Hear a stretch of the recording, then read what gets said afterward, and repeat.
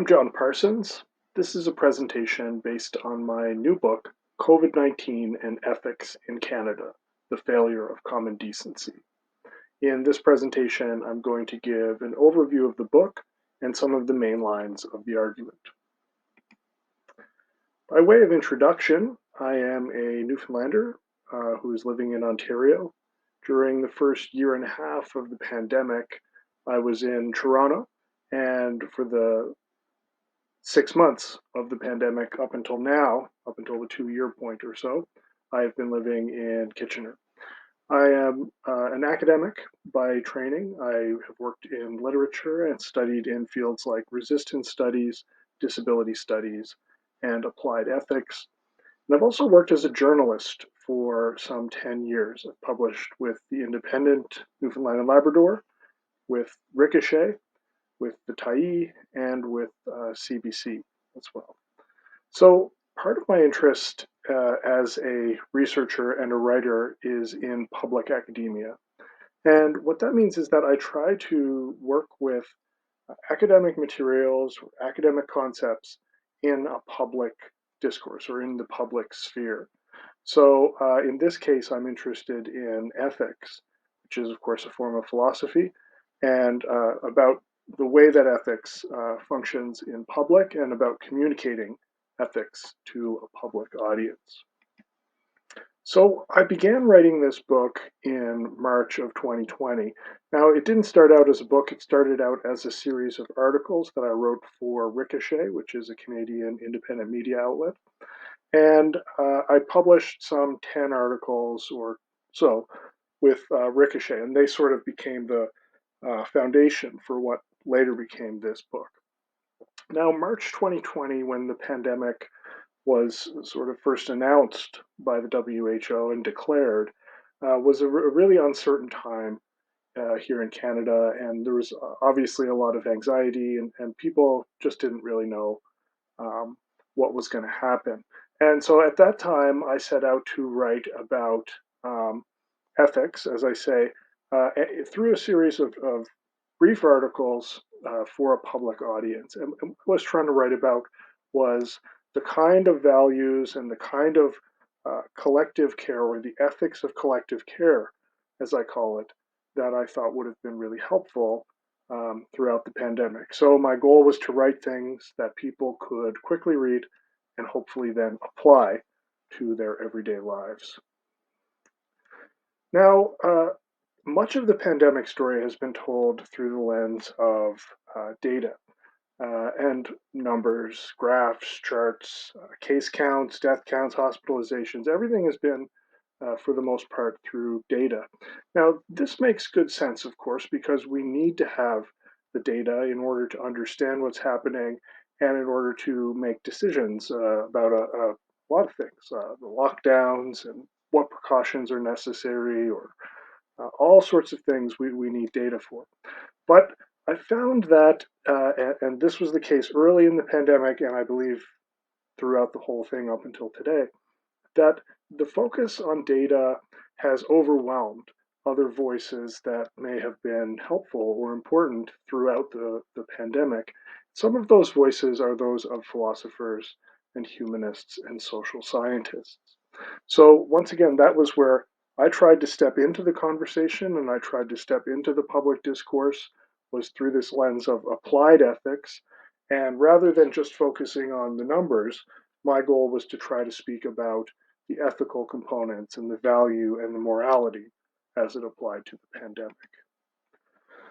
Now, the thread of the argument that sort of runs through the book has three parts. So it begins as the pandemic began, with this moment of sort of a belief in the potential for social solidarity and collective care. And I believe that at the beginning of the pandemic, there was this moment where people really came together to look after their communities and to look after vulnerable people. But that very quickly, in my view, collapsed. And I believe then there was a failure of ethical action throughout the remainder of the pandemic and right up until today. And there's a number of reasons that I argue that we ought to consider what's happened with Canada's pandemic response on the whole as a failure. Now, there is regional variation. So some parts of Canada did better than others. But on the whole, I think we have to look at this as a failure of ethical action. Finally, then the argument sort of moves to trying to understand what the implications of that failure are. So, if we consider what's happened in the country throughout the pandemic a failure, well, how does that then impact our society and our relationships and our whole country going forward? So, these are the things that I'm going to sort of unfold over the next few sections of this presentation. Now, before I jump into the you know main sections of the presentation, I want to just say a word about ethics and how I understand ethics. Now, once again, this is not an academic book. It's a book that's meant for public readership. And this presentation is not trying to be an academic presentation. However, I think it is important and valuable to just spend a moment talking about where the ethics comes from that I use in this book. Now, I developed concepts from a philosopher named Simon Critchley and his book, Infinitely Demanding. Now, in his book, Critchley is looking to try to come to an understanding of what he calls an ethical subject for political action. Okay?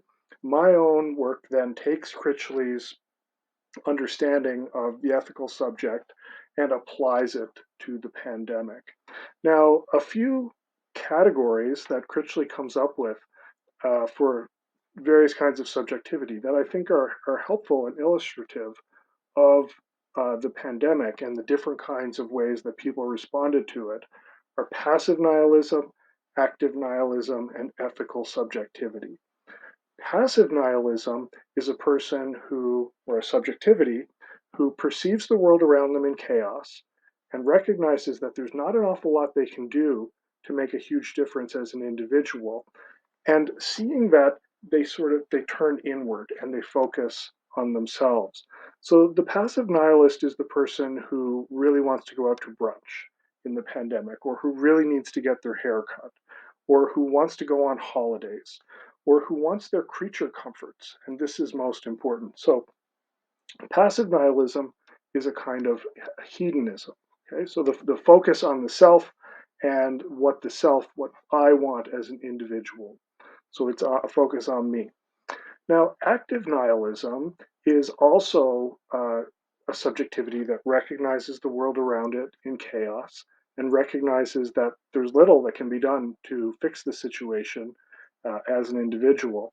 But whereas the passive nihilist is an individualism that sort of focuses only on the self and pleasure and creature comforts, active nihilism also is focused on the self, but then lashes out at the broader society or at the broader public.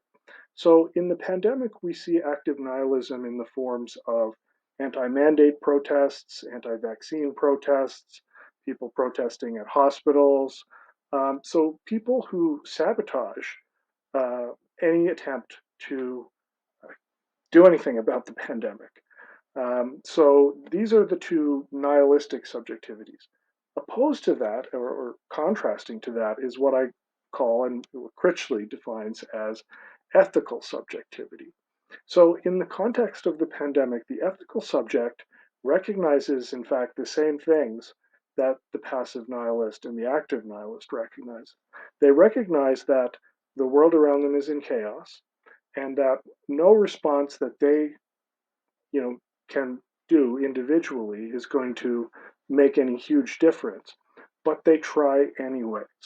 Okay, so the ethical subject is one who is not focused only on themselves, but who focuses on the community and what's best for other people around them. Okay, so the ethical subject is the one that I recommend and that I think would have been most beneficial throughout the pandemic in order to have a stronger response.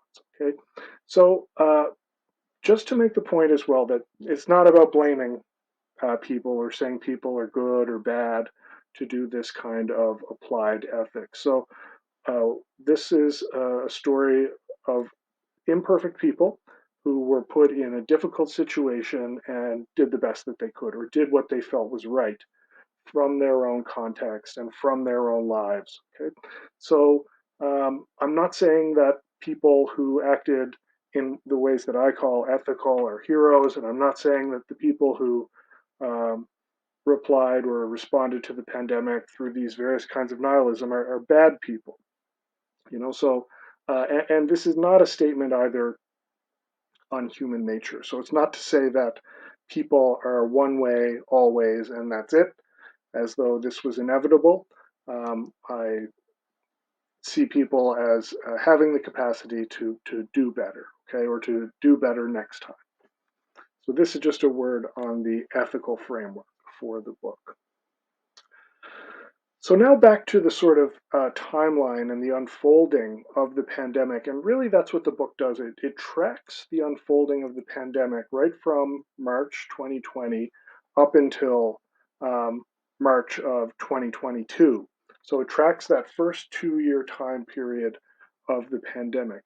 Now, at the beginning of the pandemic in Canada, there really was this moment of flourishing of social solidarity, when people did really come together around a common cause. And it seemed like there was this amazing moment of collective care and of people looking after one another.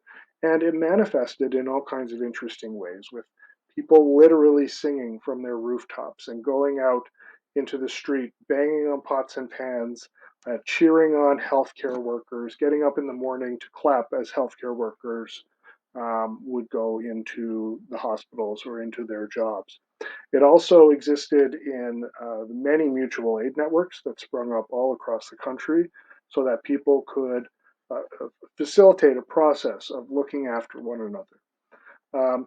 And it also manifested in many of the sort of subtle and unseen acts of caring that regular people did all across the country. And that could have been things like looking after your neighbors, delivering groceries to somebody who couldn't go out, educating children at home.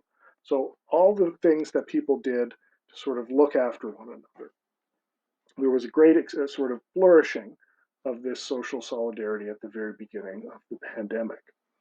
But that all sort of ended, and quicker, I think, than I would have imagined, and quicker than I think a lot of people would have imagined, and really within months, weeks, months, a number of troubling trends began to emerge around xenophobia, around the borders, um, and generally around what was being expected of essential workers. So, very quickly, the exuberance for social solidarity and for collective care seemed to collapse.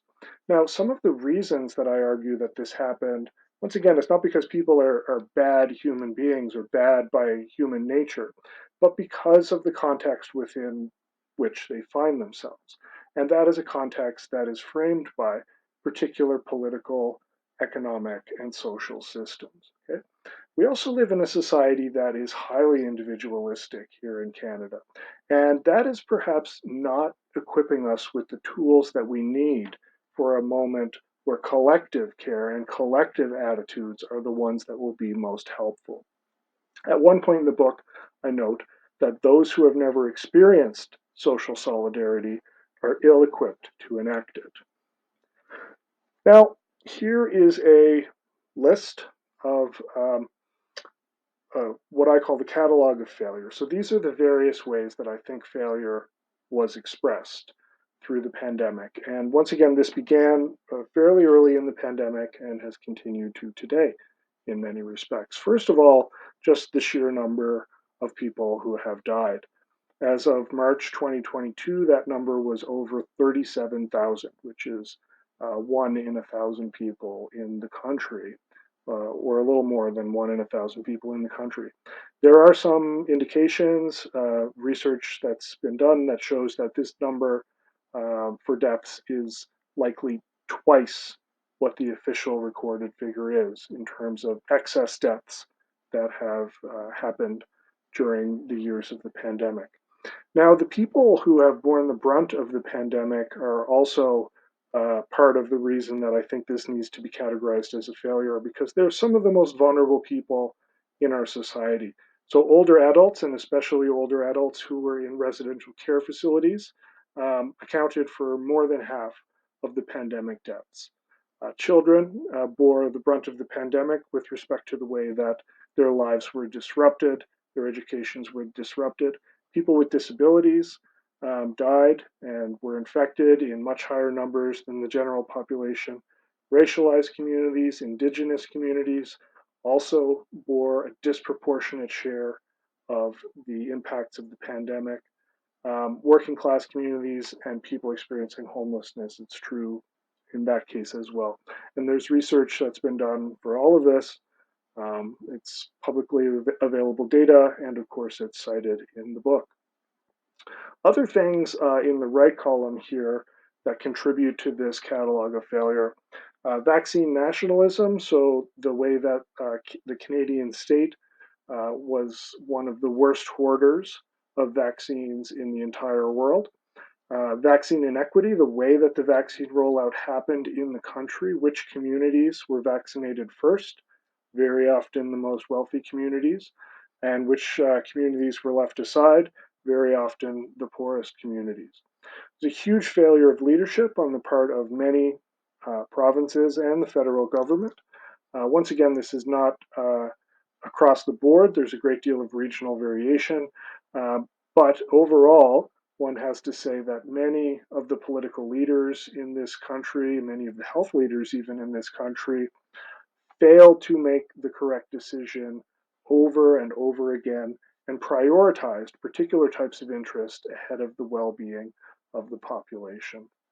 I think it's also worth pausing for a moment to say that it's not just that leaders failed or that governments failed, it's that regular people failed too. And I think sometimes it's too easy to try to pass off any failures only onto the political class or only onto the politicians and absolve everyday people and all of us as having any responsibility. I feel we do have responsibility and we need to take a look in the mirror and see where things went wrong and what part we all played in that as a country. Um, Other examples of these failures, people, what I call protesting on behalf of the virus. So there's been protests since at least April or May of 2020 opposing uh, any kind of mandates, opposing masks, later protests opposing vaccines. So this is an example of certainly an ethical and a moral failure as well, to have people literally protesting against any reasonable attempt to keep the virus under wraps and to protect people. Um, there's also something to be said for what I call blame shifting, and that is the way that um, when anti-vaccine protests sort of ramped up and when what was called the Freedom Convoy protests ramped up, that Canadians and political leaders pointed to these protests and essentially dumped all the blame for the pandemic failure onto them, as though anyone who had got vaccinated was somehow absolved of any guilt or any responsibility for all the ugly things that had happened in the year and 9 months of the pandemic up until then. So I think there's something to be said for the vaccination campaign and people getting vaccinated as then giving them permission to shift blame onto anyone who was unvaccinated. Now, this is not an anti vaccine message, and there's no anti vaccine messages in this book, but I do set out to try to understand what happened around these anti vaccine protests and how it fits in with what happened in the rest of the country. Finally, I think it's important to note what's happening in this current phase here in 2022, um, where we're so called learning to live with it, or the so called endemic phase of the pandemic, where restrictions are being lifted. Mask restrictions, all forms of mandates are being lifted. And people are being told that it's now your individual responsibility to look after yourself, um, and manage your own risks, as though this is an appropriate way to respond to a public health emergency. So, this endemic phase is in many ways um, making vulnerable all these same people who have borne the brunt of the pandemic so far.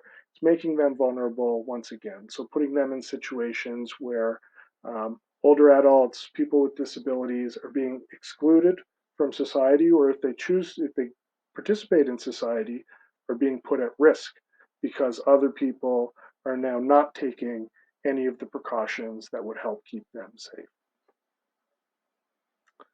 So there are, beyond just what those failures are, there are implications for this going forward. So one of them, and this is not so much an implication as it is what's happening right now, is that people, by and large, are not willing to admit to this failure. And there's many reasons for it. And I've heard people come up with all sorts of reasons why the Canadian response is not a failure, making arguments that the Canadian response to the pandemic is some sort of success. And people will perform all sorts of feats of um, logical contortions in order to make that true for themselves. Part of the reason people do this, I believe, is the need to feel optimistic about one's own country and one's own community. But this is an optimism that is, in some ways, what Lauren Berlant calls in her book a cruel optimism, which prevents people from taking stock of what's actually happening around them. Okay? Other reasons that people are not able to admit to this failure is simply because of the traumatic situation that they've been through. This pandemic has been a difficult situation for everybody, and a lot of people are feeling a lot of grief and guilt about what has happened. And that's difficult to work through. So there's a certain amount of denial that's happening here. I think it's also the case that we have to say that the inability to take stock of what's happening is part of the same impulse that caused the failure in the first place. So the past behavior, the way that we've behaved throughout the entire pandemic, is a predictor of whether we'll have the capacity to take stock of the obscenity of what happened. Another way that the failure of ethical action through the pandemic has implications is with respect to relationships between people, so with social relations. Now, this can be relationships in families, relationships with friends, relationships in workplaces, and just all the sort of social relations that make this thing that we call society. So there's been a real breakdown of trust and of social cohesion through the pandemic. So people look at the ways that their family, their friends, their coworkers, their bosses, they look at the way these folks have acted and think that's not appropriate. And in some cases, they will never be able to think about these people the same again. And the flip side of that coin is some people will have looked at their family members, friends, coworkers, and thought to themselves that they're being overly cautious, or that they're virtue signaling, as some like to call it. And that will also have an impact on relationships. So um, there's many ways that this breakdown of social relations is happening. Now, with the current reopening and the sort of push to get people to go back out into society and to participate, um, I asked the question at one point in the book, because of how the failure has unfolded and because of witnessing the way that our society has been willing to make disposable particular communities and particular kinds of people. I ask, how can thoughtful people feel good about going back to a society that has a set of bared fangs? Another implication of the failure of ethical action in the pandemic is to do with Canadian identity. Now, Canadian identity does a lot of heavy lifting in this country, sort of ties people together over a very large geography and very different types of people under this one umbrella that we call Canada and Canadian identity. Now, Canadian identity is apparently rooted in a lot of values that I think a lot of people could articulate if they're asked, what does it mean to be Canadian? So a lot of people would say it's about collective care, humanitarianism, peacekeeping on the international stage. So we're supposed to be an egalitarian country in which people care about one another. And this is grounded in one of our fundamental characteristics around healthcare. So Canadian healthcare is supposed to be one of the big differentiators between this country and the United States. But because of the way that the failure of ethical action in the pandemic has unfolded, it undermines that identity and it makes it much harder for people to believe in. And it makes it much harder for people then to tell that story to others in a way that uh, it will be understandable to outsiders. So this has wide-ranging implications for the country. And the collapse of Canadian identity around this pandemic failure opens up a vacuum in which other ideas, and not necessarily good ideas, can come to the fore. Another implication is around unrest. So throughout the pandemic, there have been protests, but in many ways they've been mostly muted. I think currently and going forward, there is the potential for significant social and political unrest. Um, this is not just because of the pandemic itself, but because of the economic shocks that it causes, the inflation rate, um, the way that regular folks are being sort of squeezed economically. So all of this creates a perfect storm for unrest, and out of it, we can expect to see significant protests, significant mass movements in the coming months and years. Finally, another implication is to say that because we couldn't deal with the pandemic, it's unlikely that this country can deal with other issues that are pressing and that are important. So going forward, COVID is going to continue to be an issue with likely recurrent waves of infection, new variants. It's hard to say. But having been unable to address the pandemic up to now, it's unlikely that we'll be able to address whatever comes next with the pandemic. Then there's also other big issues, perhaps bigger issues than the pandemic, even in this country, around reconciliation, around ecological collapse, around climate change. So, our inability to deal with the pandemic means that it's likely that we don't have the capacity to deal with these huge issues, these big pressing issues as well. A great op ed by Lucian Ashworth in The Independent Newfoundland and Labrador talks about the pandemic as a tutorial level. So, in a video game, the tutorial level is sort of level one, where things are really easy and you're just trying to learn the controls and how to move around in the game. Well, he says in his article that that's what the pandemic is compared with the kind of disruption that will be coming to do with climate change or other issues, I would add, that this country is facing. So we failed the tutorial level, so whatever comes next is going to be that much more difficult. So what can be done? I mean, every writer is sort of expected to, at the end of a book, come up with a silver lining or some spin some nice tale about how things are going to be okay and everything like that. Well, I find it a little bit difficult to do that in this situation. This has been, for me, and I know a lot of people in this country, an enormous disappointment. And I think the implications of it going forward are going to be very difficult for this country to deal with. Now, it's not to say that there's nothing that can be done or that it's inevitable that things are going to um, go from bad to worse. There are things that we can do. There are things that organizations across this country can do. Things can change.